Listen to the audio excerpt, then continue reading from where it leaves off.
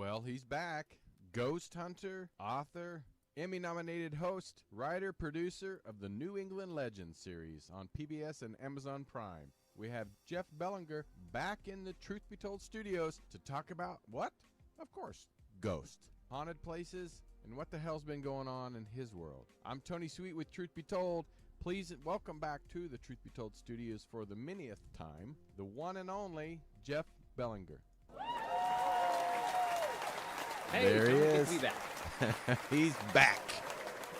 It was more it's like good to be anywhere. Let me be honest with you. Right, and it was more like a threat. I was like, "He's back." It was like, fine. Let's just get this over with. Right.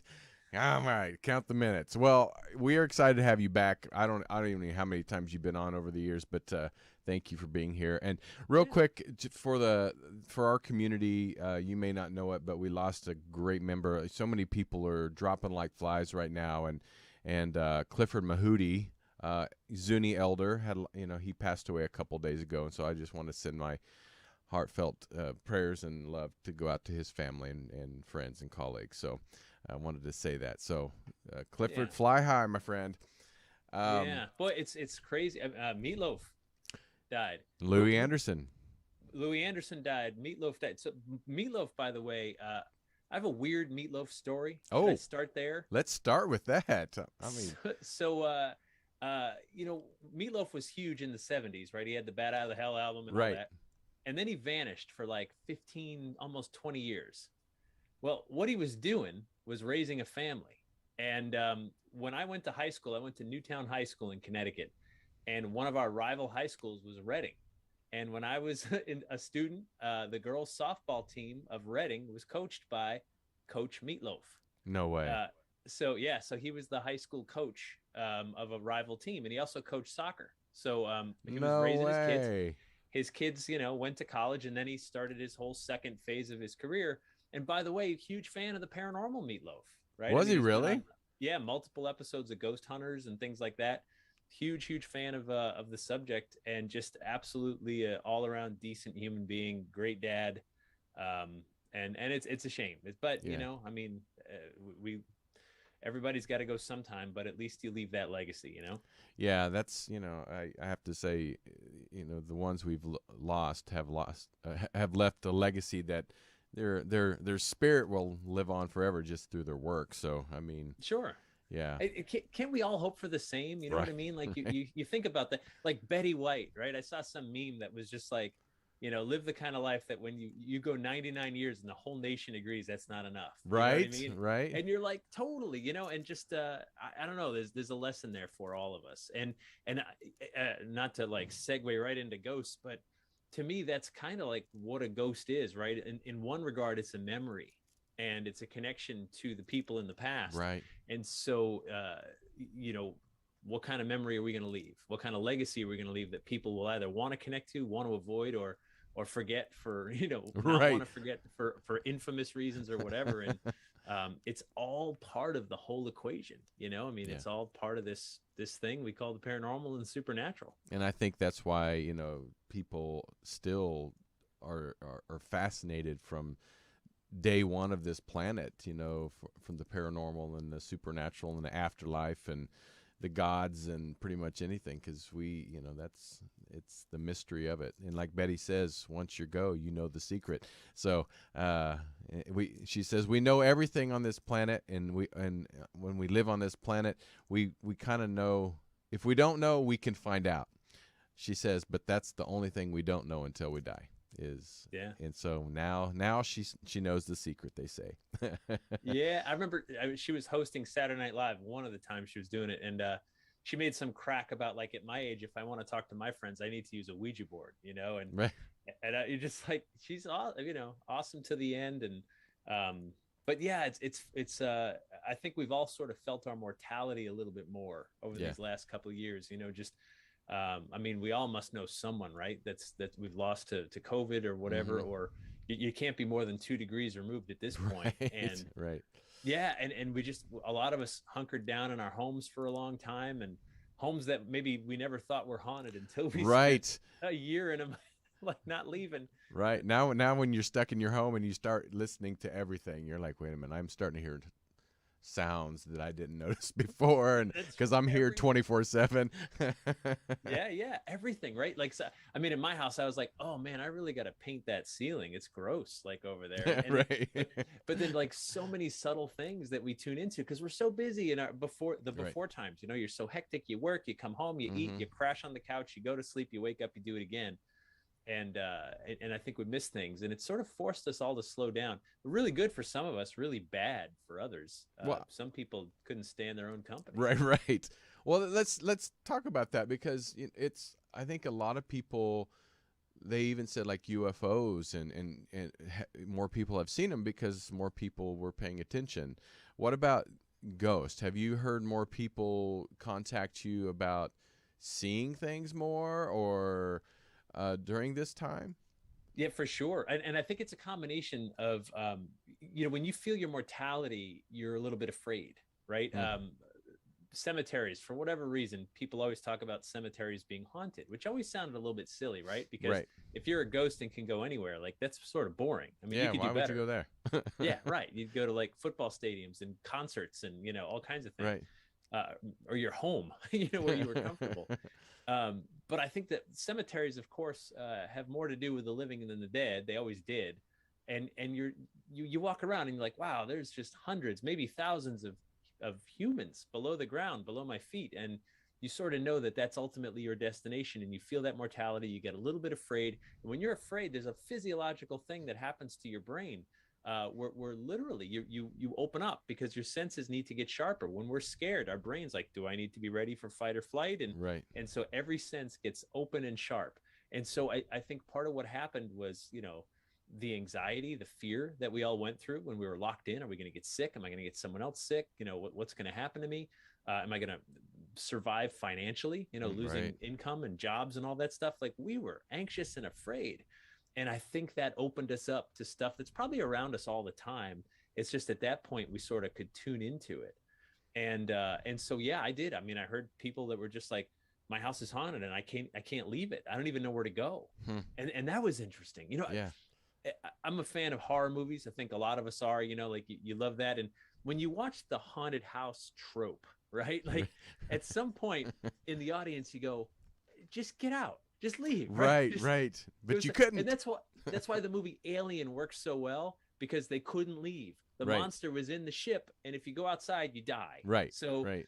and that's, I think, how a lot of us felt. Like suddenly, like, That's I a good can't analogy. go distract. Yeah, and so I think the fear factor was just sort of raised everywhere. And I mean, I heard about like UFO stuff too. And I thought about that, right? I actually worked on a case recently. I've been filming these shock docs for Discovery Plus. Oh, tell us about it. Well, I've done a bunch of them. I did one about like demons in the White House. I did one about Ed and Lorraine Warren, one about the Conjuring case. And I recently did one about a UFO. I don't know if I'm allowed to say yet because it's not going to be out for a few months, but the UFO case, and it's funny because to prep for it, I listened to some of your archives because you interviewed the main witness. Oh, okay. I know, now you're intrigued. You're now like, I am. I'm like, wait a minute. oh, what the hell? It was Whitley Strieber. So yeah, loved him. Loved him. It was great. It was a great interview, and it was great to hear Whitley talk about it all these years later, right? I mean, because it's one thing to hear about an event right after it happened. It's another when you've had decades to reflect. And so it was appreciated to sort of hear his words, on your show.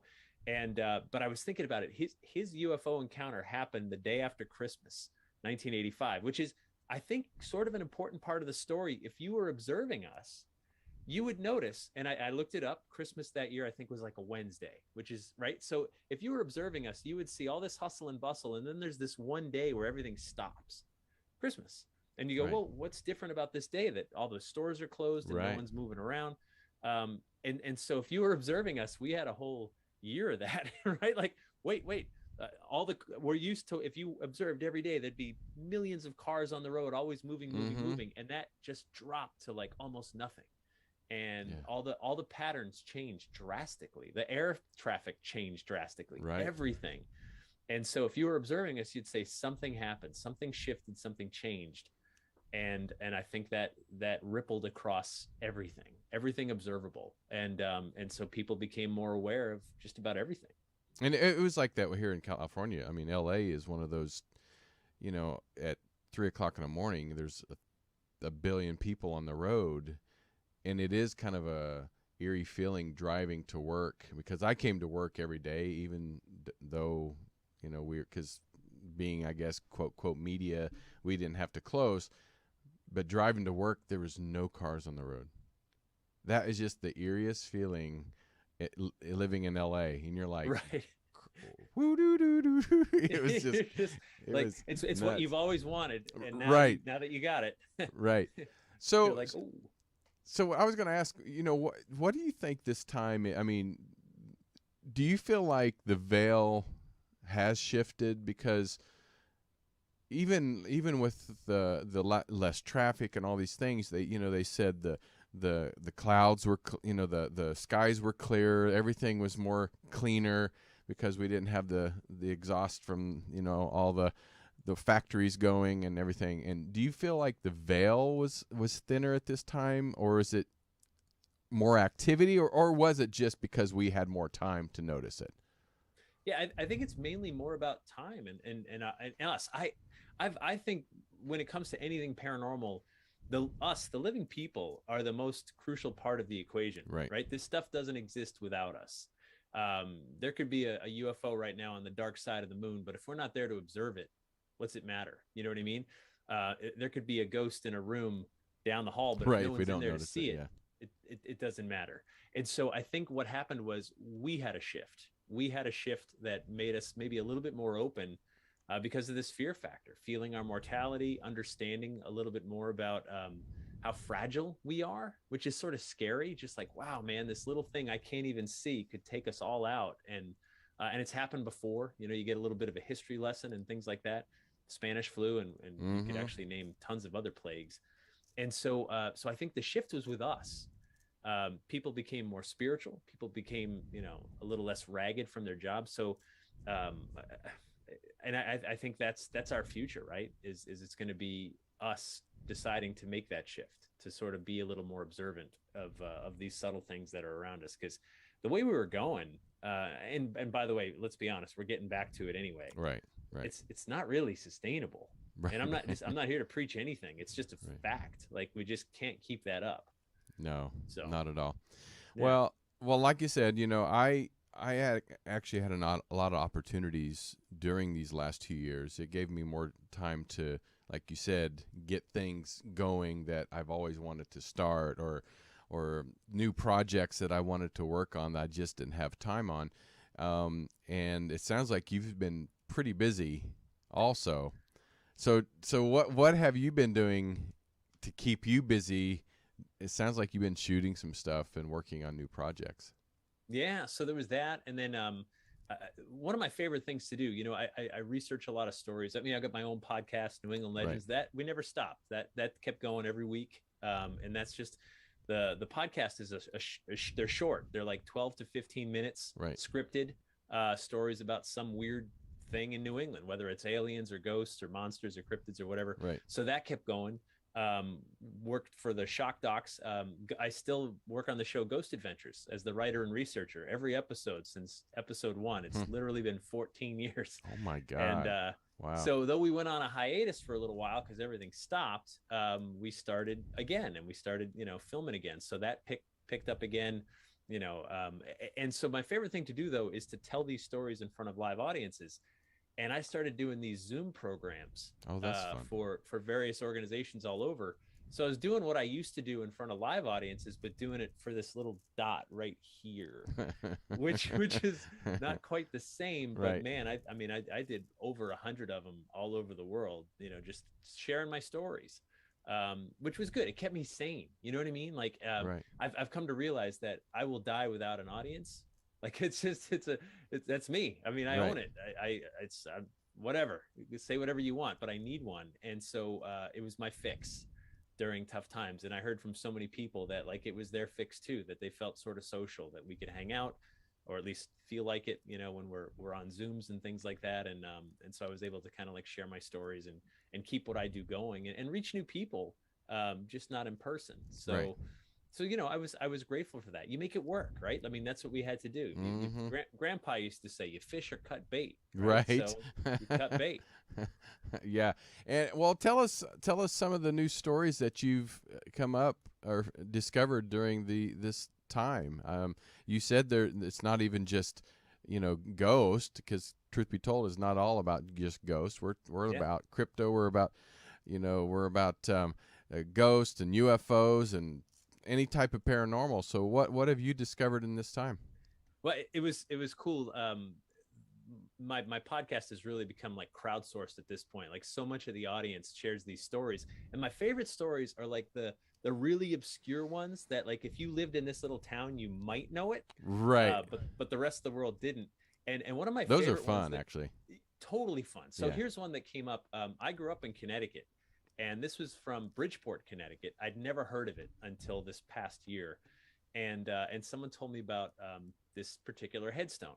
And it made me think instantly that I've cracked the joke for a long time. I was raised Catholic, and I haven't been to church in a while because I don't want lightning to strike, and I don't want anyone innocent to get hurt. Right. Right.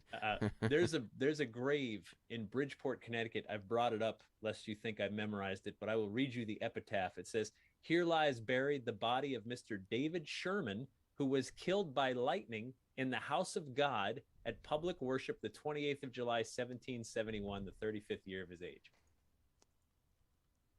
What? Struck by lightning in church, and was killed when lightning struck him in church. And I'm like, wait. It can actually happen? I was going to say, did he say, God is my witness, if lightning strikes me, if I... May lightning strike me now. So wait, so when I'm the kind of guy, when I see a headstone like that, I go, all right, I'm not sleeping until I know more, know? Right. So I start digging, and there's a town nearby called Fairfield, Connecticut, and a guy named William Wheeler wrote a journal about the various history of the region.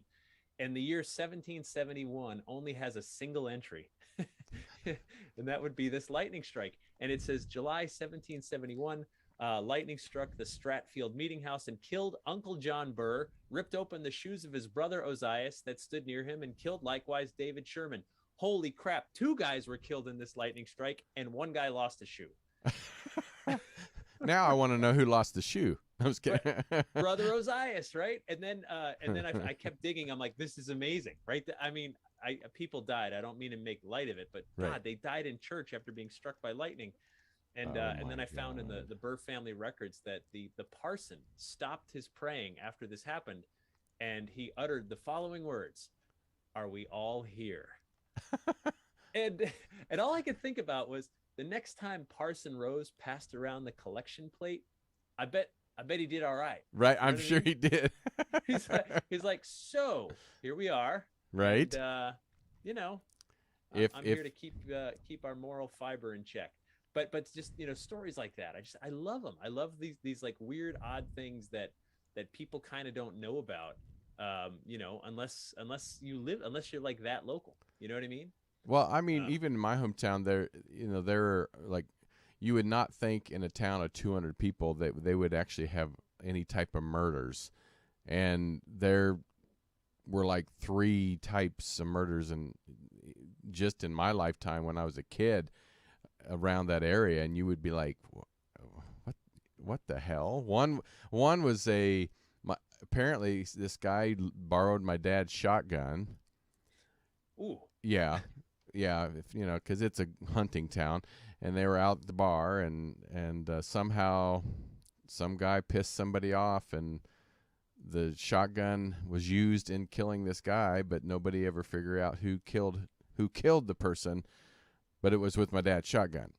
Did your dad get the shotgun back? No, they destroyed it. The family wanted it destroyed, but yeah, there's always these little stories you just never know about these small towns. That's crazy. Yeah, no, yeah. But which probably caused now some ghost or spirit to walk around in downtown Granola, Kansas. Or at the very least, some discomfort among the Sweet family. Right. I'm uncomfortable right now. Yeah, don't loan out Dad's shotguns. That's the moral of the story. Man, oh man, yeah, no, that's quite a thing to live with. Be like, did I ever tell you about the time I loaned out a shotgun? And Yeah, it, don't do it. right, Don't. right, Yeah, right. Well, how do you yeah, find out most of these stories? Do people write into to you, or do you just yeah. go to So these towns and just do your own research? it's been pretty cool. Like, at this point, it's like I said, it's sort of crowdsourced. People are Right. like, hey man, I heard this story. It sounds like this one. And then you go down these rabbit holes, which is so fun. Right. I got to look into the first documented UFO encounter in What? New England. Ooh, tell. We got to know Yes, this. yes. So this goes back to the very earliest days, 1638. 1638. 1638, and it was filed. The report was filed by the governor of Massachusetts Bay Colony, Governor John Winthrop. And I'll read this to you. It's very short. Please do. And quick. So this is the entire entry on this UFO encounter. It says, in this year, one James Everell, a sober, discreet man, and two others saw a great light in the night at Muddy River. Muddy River's right outside of Boston. When it stood still, it flamed up and was about 3 yards square. When it ran, it was contracted into the figure of a swine or a pig, and it ran as swift as an arrow toward Charlton, Mass. And so up and down about 2 or 3 hours, they were come down on a lighter, which is like a small boat, about a mile. And when it was over, they found themselves carried quite back against the tide to the place they came. Diverse other credible persons saw the same light at about the same place. That's it. Wow. That's the whole entry. That is everything. And what I love about it is it has every element of the UFO encounter. Missing time, right? It's got, now, by the way, James Everell was a pig farmer. So he did his best, right? It looked like a pig. It looked like a swine in the sky. I mean, that's what it looked like to him. That's what he knows. That's what he knows. And so, they had the missing time. You had multiple witnesses, and the boat should have drifted down the river by natural flow, and it had not after multiple hours. My gosh. I mean, you would expect to be at least a couple miles away from where you were, and they were not. And that's it. That's the whole entry. Matter of fact, the governor put it in the log, and there it is, today, still there for us to read. And I'm like, that's kind of amazing. That is amazing, because I've never heard of that story before. 1638. So the Pilgrims landed in 1620. Right. So not that long after. You can't blame it on the government at that time. Right. Yeah, you can't call it some cover up. Yeah, the governor's like, hey, this is what happened. Whatever. The guy's in good standing with his church. Seems like a decent fellow. Here's what he said. Wow. How did you find that? Somebody, just a local person, sent that in? Well, someone was telling me that, like, there was some UFO encounter way back when the Pilgrims had it, and so you start looking, and then you find one clue and then another, and then that's pretty cool though. New England especially, like, we save everything, man. Like, it's all here, right. And the governor's old books have been updated and printed, and every library has a copy, and right. And so you get to go through pouring through these old things, and man, oh man, and like the stuff that turns up, witch stories, I mean, everyone knows Salem. There was witch trials everywhere. Yeah. Salem just happened to be Salem's the most infamous. Turns out Hartford, Connecticut had executed 11 people decade and a half before Salem. Really? But no one knows about it. Was it the same as, just some preacher, or was it how did that one start? So Hartford, it turns out those 11 people were all so in Salem, it was one hysteria, right? It was a couple of months, everybody going nuts. Hartford, it was over the span of years and throughout the state. So it was just little individual witch trials here and there. And the reason nobody knows about it is because when Salem went down, 1692, the aftermath, everybody was appalled. Everyone was like, you can't use spectral evidence. You can't, this is terrible. Like this was a total miscarriage of justice. And in Hartford, people started like scratching their heads going, shoot, we did that here. And so they got rid of all the records. They were destroyed. But all the family records survive, right? Like family journals and stuff like that, saying, mom was taken away and hanged for witchcraft or whatever. And I met this guy in Connecticut who considers himself a witch, and he was trying to build a memorial. He was trying to raise $5,000. That's it, $5,000 to just put a stone commemorating the 11 people illegally hanged. And he went to the governor of Connecticut and he said, we need to pardon these people. And the governor said, I can't. We weren't Connecticut. We weren't even like A state America yet, you know? And so he goes to the Queen of England, right? He goes to the Re- office and says, oh my we gosh. need a posthumous pardon. And the Queen's office says, we have you know, stuff in place for this. Send us the court documents. And if we agree, we will absolutely issue the pardon. But there's no court documents. They were destroyed. Oh no. So wait, so the guy doesn't give up. He goes to the individual Windsor, Connecticut was the first.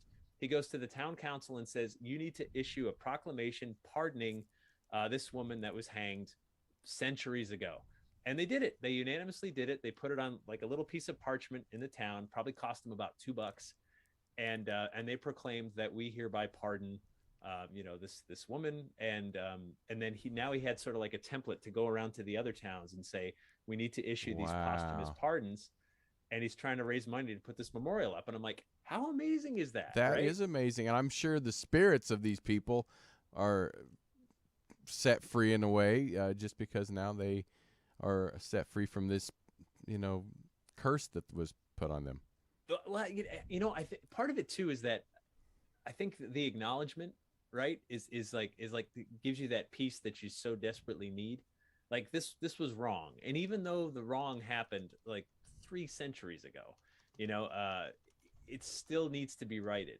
And that's because who it haunts, right? It haunts us. That's the thing. You know, like when something really bad has happened, a misjustice or whatever, like we are haunted by that. And how can we make it right? And those ghosts don't leave us alone. And I truly believe that's a big part of this, is that we keep it around because we need to keep it around, because we there's some lesson we still haven't learned yet. Yeah.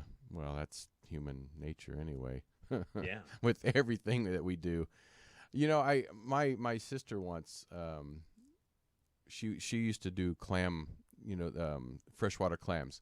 They'd go out to the rivers and get these clams, and then they would sell them, you know, and they'd use them for medicine or whatever they do with them. And she actually, and this was in Kansas, she actually saw a, she swears it was kind of a Bigfoot. Have you ever had any stories about Connecticut or in the New England about a Bigfoot or any type of creatures that we usually hear about only in stories?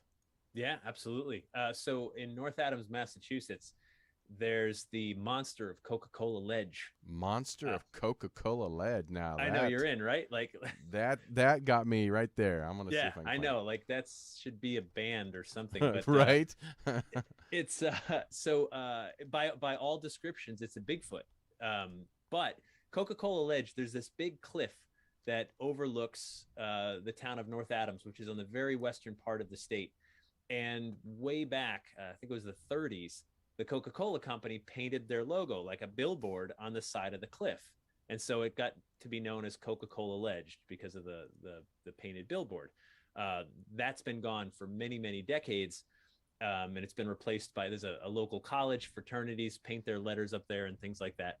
But this ledge is really tall. If you fall off the top of it, I guarantee you will not get hurt. You're going to die. It will be lethal. That's a one-way trip. But it's very easy to get to the top. It's a gentle hill, kind of like on either side, right? So you can just hike your way up to get up to the very top. And so people have described seeing this tall, like blondish but long-haired, you know, 7 feet tall, 8 feet tall creature that's up there sort of lurking. And it's one of those stories that, like, I think the parents were sort of fine propagating it. You know what I mean? Because it is dangerous up there. And if you go up there and if a monster can keep you scared away, then all the better, right? It might keep your kids safe. So I do think that's sort of part of it. But it's one of these like great stories that locals know about. But that's just one. I mean, Massachusetts, October Mountain had multiple sightings in the 1980s of a Bigfoot type creature. Really? One of them, there was old Boy Scout camp. It's long been closed now, but someone just sort of saw like a hairy creature walk by. But the second one that happened, I think like 1987 or so, someone watched this Bigfoot type creature stacking rocks, and witnessed it and said, you know, it came back, told the newspaper, it was in the paper, you know, that this thing had happened. And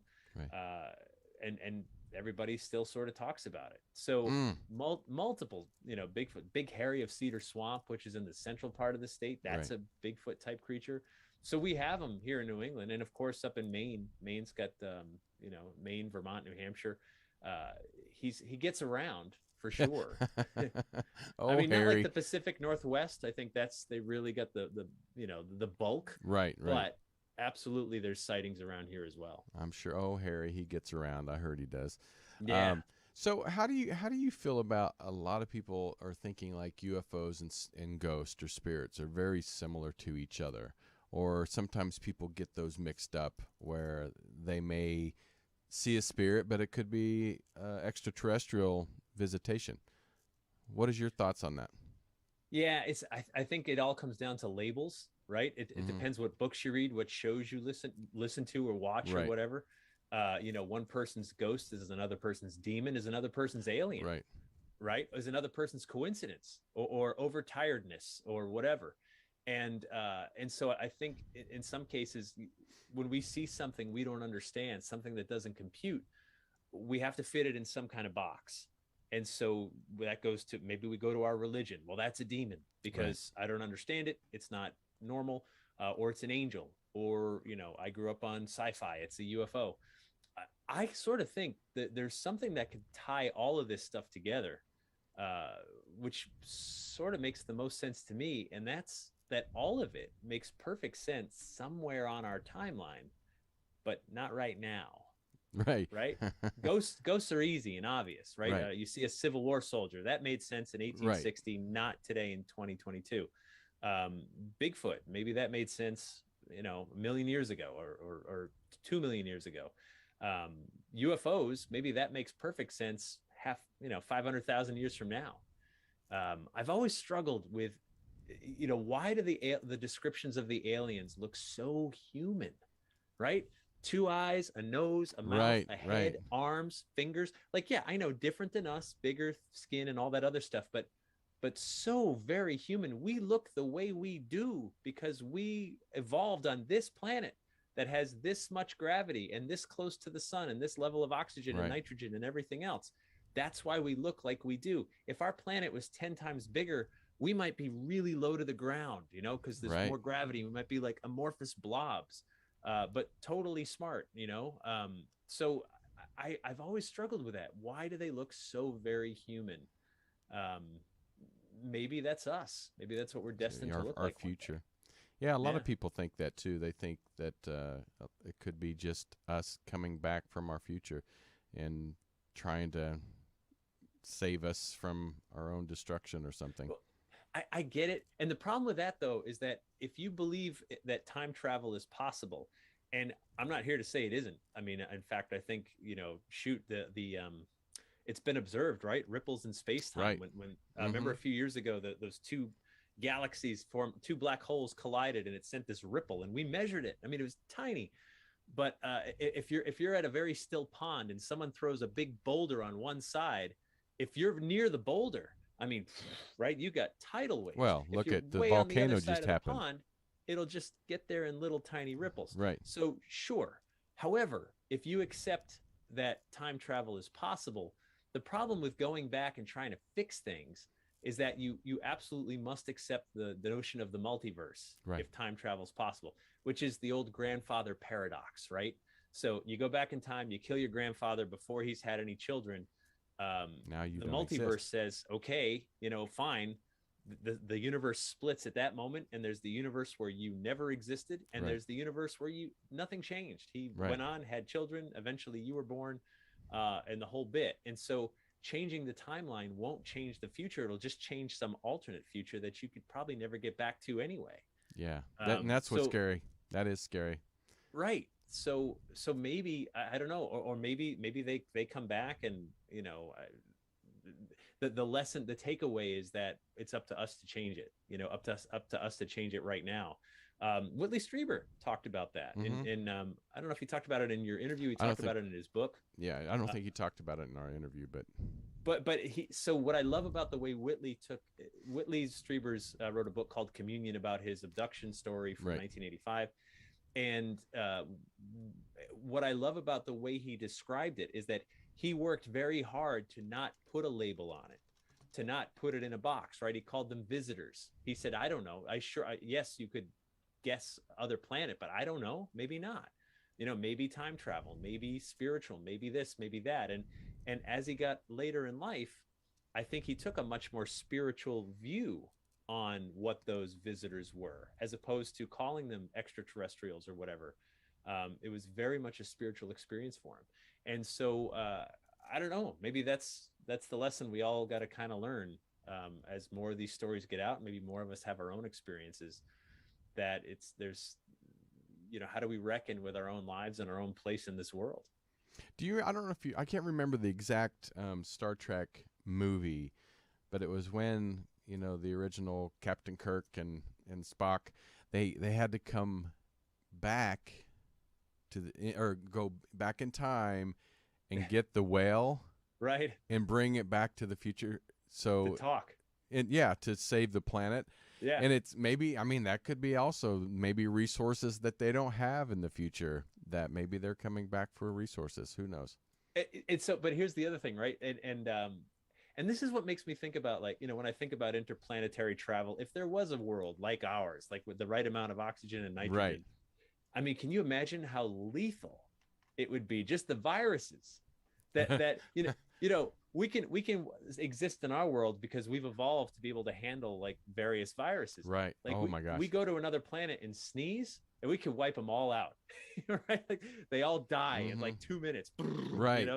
Or they sneeze on us and we're like, oh, like, right. My body doesn't know what that is, and down you go. I just talked about that. Was it last week or week before with one of my guests about, we were talking about aliens coming and he said the same thing about the viruses. And I said, well, like, it happened to the Native Americans from Europe. Smallpox. So, it happens here on Earth. So it definitely can happen, with other planetary beings. So it would be dangerous. So imagine like you finally master time travel and you're like, let's go back to like 2020 and just see what's going on. Oh God. And then you bring back COVID. Right. Right. Future. Oh no. They're like, There's a my quarantine luck. happening 500,000 years from now, like the whole planet shut down. Right. Couldn't you imagine? They'll be like, abort. Yeah. Why did you pick that year, you idiot? Right. Right. You could have gone like 2 years earlier, whatever, anything, It's like, Eugene, why did you do that? That was really dumb. Gosh, didn't you like read the books or anything? Like, I just picked a number, 2020. It sounded sort of nice and round and even. So, you I know you focus a lot on the Northeast, but how far out have you gone to do your research on when it comes to the paranormal itself? Oh, so I mean, well, Ghost Adventures is all over. All over, yeah. But I mean, I've been to Australia and haunted jails and quarantine stations, and I've been to all over Europe, Canada, all over the U.S., Peru. I was in Peru a couple of years ago. God, that'd been fun. It was amazing looking at some stories. I'll go anywhere, right? Like, I mean, if there's a story, I'm on my way. All this stuff interests me, and the way different cultures deal with this subject is really interesting to me. When I was in Peru, we got to go to a couple of the cemeteries, which are beautiful. A lot of above ground graves, tons of flowers, but also like beer bottles and like candy wrappers, and not in like a disrespectful way, but people of Peru would literally just go party with their relatives, right? Like that's sort of part of it, Hey, let's have a picnic. Let's have our favorite drinks and go, hang out with grandma. But the Inca people, I mean, imagine this. Some of the Incas would mummify some of their relatives and put them in caves up in the mountains in the Andes. And during certain festivals, they would go retrieve the relatives and bring them down to be part of like. Oh, really? They would actually retrieve them. So imagine like, your mother-in-law finally goes and you guys, there she is sitting next to you, like all these years later. At Bernie. Weekend at Bernie's. Right, totally Weekend at Bernie's. But the thing is, it's still, but I get it. In a way, you're connecting. You're saying like, hey, we're a byproduct of our parents, our grandparents, and so on.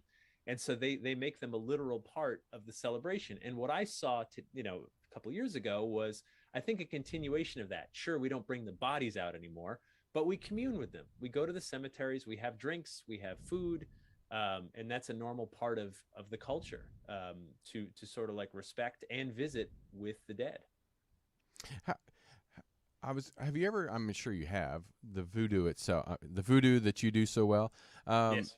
Because like you said, every culture has their own way of, oh, he got the cough too. I muted though. Did you I know see that? I did. That's why I've been, if I go off camera, that's why I've been going off camera to cough. If people don't know, I've been fighting this respiratory, not COVID, but just a respiratory thing. Right. But every culture does celebrate. Either they celebrate, they mourn, they whatever reason. But voodoo itself, it's a different culture. Can you tell us your take on the voodoo? Because I always found that one fascinating. So I've worked on a bunch of stories around New Orleans, Right.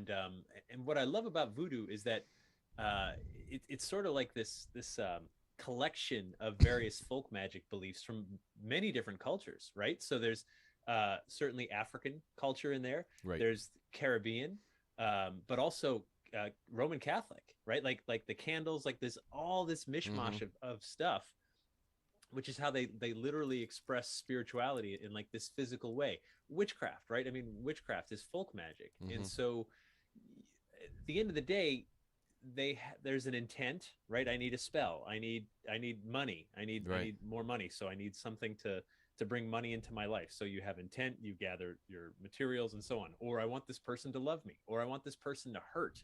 I want to get back at an enemy. And so for me, I think it's almost like this, a much more tangible belief system. I was raised Catholic, as I said earlier. Right. So I would just sit in church. I would watch the priest do all the magic up front. And then I would be thinking about something else until church was over. And then I would go home and be like, yay, it's the longest possible time until there's church again. and so, like it was, so I never really got to put my hands on anything or experience anything. And right. I didn't stick with it. But if you're doing voodoo, like you have to do the work, right? The literal work. You got to chop up the ingredients or procure them in some way. And so I think that sweat equity makes you a lot more invested in whatever it is that you're doing spiritually. Something that I know was certainly missing from my Catholicism, because I just sat there, I just sat there and tried to pay attention. Yeah, I think what introduced me to voodoo was James Bond. Roger Moore's James Bond. I don't remember which one it was, but I don't remember. But I think it was it what was there, Susan Lucci or something? Not Susan Lucci. What is her name?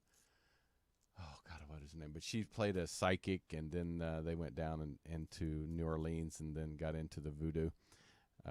Yeah, that's how I was introduced to voodoo, and I thought that was very interesting. And then, of course, I got to interview many voodoo priestess and all kinds of stuff over the years. But it's a fascinating religion or culture. Yeah, but a collection of beliefs, right? Marie Laveau is still a force down there. I mean, her grave gets visited. People leave candy and leave cigars and rum.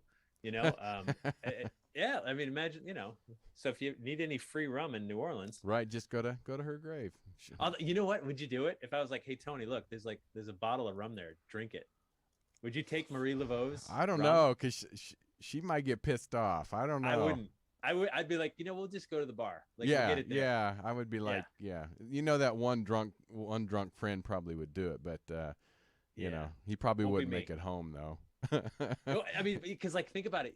That would gnaw at you, right? You're getting on the airplane to fly home, and you're like, I really should not have drank. Right? Is this plane going down, or am I gonna? Yeah, that was a bad idea. I can't undo that. Like, I can't undo that horrible insult. Well, before we get out of here, I mean, I love that you always can come on and give us, amazing stories and your adventures. It's fun. It's kind of reminds me of sitting down with, the grandparents and the parents and just hearing those old stories. Those old stories. Not that old. Well, you're what, 70, 80 or something like that? I'm just kidding. I'm getting there. Yeah, right. Yeah, whatever. You're a youngin'. But I just love those old stories of the past and people sharing those stories with our audience. It just I don't know. It reminds me of good old days. But how do people find out more about how to hear these stories and to watch you and hear your podcast and everything? Yeah, well, my website, jeffbelanger.com, which I know is hard to spell. So that's got everything I've got going on. The podcast is called New England Legends. I've been doing it every Thursday for over 4 years now. Like I said, they're short, 12 to 15 minutes, scripted with sound effects and voice actors and music and just fun stories about weirdness all around New England. You can get that anywhere you get your podcasts. That they're up there now. And then it's the companion to the Amazon Prime series, also called New England Legends, which you can watch if you're a Prime member. It's free. But yeah, and then otherwise, I'm still doing ghost adventures and on a bunch of shock docs that's on Discovery Plus if you're a Plus member.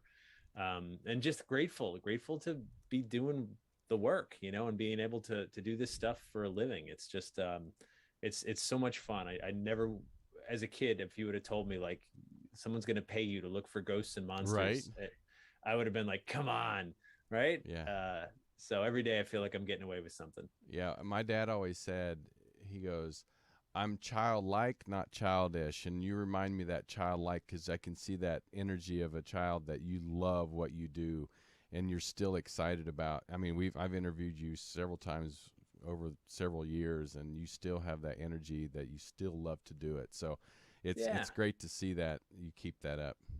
Thank you. Yeah. So, but please, everybody, go and support Jeff and his amazing work. Has a great website. You guys can check it out and watch all his projects and go to his website. So, but Jeff, thank you so much for always being on Truth Be Told every time we ask, and come back again. It doesn't have to be Halloween, as we said. It's Ghoster all year long. Look at this. I know, it's great. It's nice to be, it's nice that someone takes an interest outside of October. So thank you, Tony. Of course. Well, everybody, thank you guys so much for always tuning in to me. And make sure you tune in on Monday for Minutemen Report with Robert Hensley. You got Bonnie Burkert on Wednesdays at 3 o'clock for Minutemen Report. Truth Be Told Transformation. That's that spirituality, that guru stuff that you all love. And, of course, me every Friday right here on Truth Be Told. So thank you. Until next time, I'm out. Thank you, Jeff. Appreciate it. Bye. Thank you. This has been another episode of Truth Be Told. Thank you so much for watching. Recorded live at UBN Go Studios in Burbank, California. Join us on social media. Facebook, Truth Be Told Radio. Instagram, Truth Be Told Paranormal. Go to Truth Be Told Worldwide for more information on upcoming shows.